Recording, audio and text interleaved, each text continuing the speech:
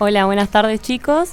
Bueno, yo voy a hablar sobre Manuel José Joaquín del Corazón de Jesús Belgrano.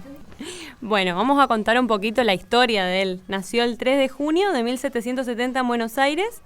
Su padre fue don Domingo Belgrano y Peri y su madre doña María Josefa González Casero. Por lo visto ya viene de familia eso de... Cantidad de nombres. Y si encima tenía los dos apellidos, era una cosa increíble. Bueno, su padre era comerciante y era monopolista en ese momento de la actividad que realizaba, lo que le permitió tener muchas ganancias como para poder vivir cómodamente y poder mandar a sus hijos a estudiar. Por esa razón, Manuel Belgrano fue a estudiar a Europa de abogado como nos enseñaron en la escuela. La idea de la presentación hoy es mostrar a un Manuel Belgrano diferente. ¿Cuáles fueron sus ideas económicas que lo llevaron a que se lo conozca como el primer economista argentino? Economista en realidad porque fue el primer argentino que escribió sobre economía, porque en ese momento en el que él estaba estudiando, en Europa estaban en plena Revolución Francesa y ahí en ese momento como que se vivió intensamente el clima de las ideas que eran libertad, igualdad, seguridad, propiedad, y veía como tiranos a aquellos que se oponían a que el hombre fuese donde fuese, no tuviera la oportunidad de disfrutar de ese tipo de cosas, digamos, que eran propias del ser humano. En 1789 él se hallaba en Europa y vivió eso que era la Revolución Francesa. Y debido a sus excelentes calificaciones y en carácter de presidente de la Academia de Derecho Romano, Política Forense y Economía Política de la Universidad de Salamanca, obtuvo un permiso especial del padre Pío VI para leer y retener libros que en su mayoría estaban prohibidos para la época. Porque en ese momento existía lo que se conoce como la Inquisición Española, que había libros que estaban prohibidos para el común de la gente. Entonces... Era un ñoño.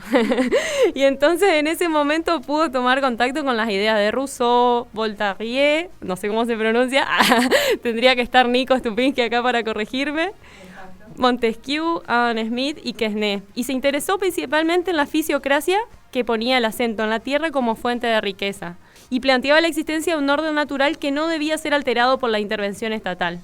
Bueno, y en el libro de Quesnay que él tradujo, se llamaba Las máximas generales del gobierno económico de un reino agricultor. Y en ese libro se podía ver como idea principal de que el valor del Estado no depende del tesoro público, sino de la cantidad de fanegas cultivadas que tenga. O sea, no dependía de la cantidad de dinero, sino de la cantidad de tierras cultivadas, que es lo que hacía que un país sea rico. Sobre todo el liberalismo de Adam Smith, que decía que la prosperidad general se basaba en dejar que cada individuo trabajara en su propio beneficio, pero planteaba que eran necesarias ciertas formas de intervención estatal, como por ejemplo para mejorar la educación, que es el eje fundamental de sus ideas. El 2 de junio de 1794 él regresa a Argentina con el título de abogado y con el nombramiento del primer secretario del consulado otorgado por el rey Carlos IV. O sea, el 2 de junio...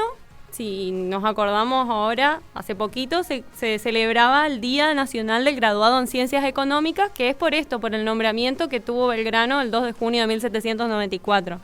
Y el 21 de septiembre, cuando él asume ese puesto, es el 21 de septiembre y por esa razón se celebra el Día del Economista. El consulado, para quienes no saben, es un organismo, un organismo dedicado a fomentar y controlar las actividades económicas del país. Bueno, desde ese puesto sí se propuso poner en práctica sus ideas. Él tenía en cuenta la importancia de fomentar la educación y capacitar a la gente a que aprendiera oficios y pudiera aplicarlos en beneficios del país. Por lo tanto, creó escuelas de dibujo técnico, de matemática y de náutica. La idea en general es que sí, digamos, no sé si eran gratuitas en ese momento, pero él fue el primero que planteó un proyecto de enseñanza pública, gratuita y obligatoria. Esa era la idea de él, que para que un país crezca debía estar capacitado.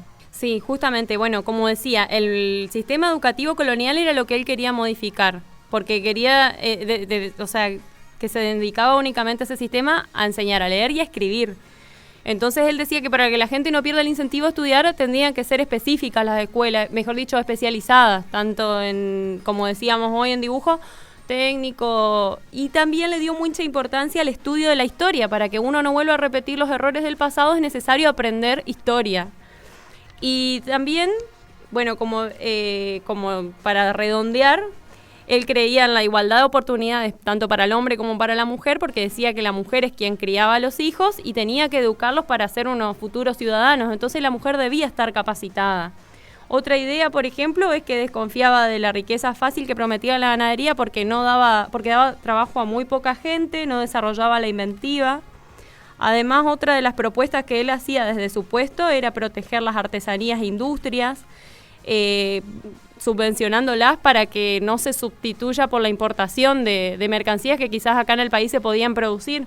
Él decía, todas las naciones cultas se esmeran en que sus materias primas no salgan de sus estados a manufacturarse y a su vez intentan atraer las materias primas del extranjero para ejecutar lo mismo y después venderlas.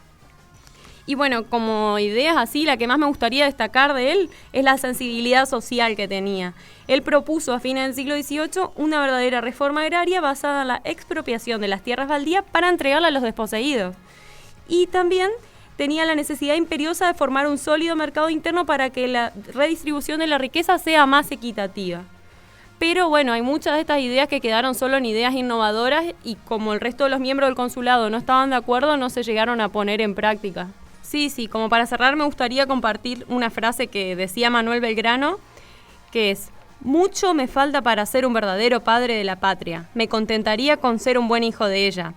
Como reflexión me gustaría eso, que todos desde el desde el lugar en el que estemos, desde las acciones que realicemos a diario, seamos buenos hijos de la patria, que intentemos buscar el bien común como lo hacía Belgrano y que principalmente nunca perdamos nuestros ideales.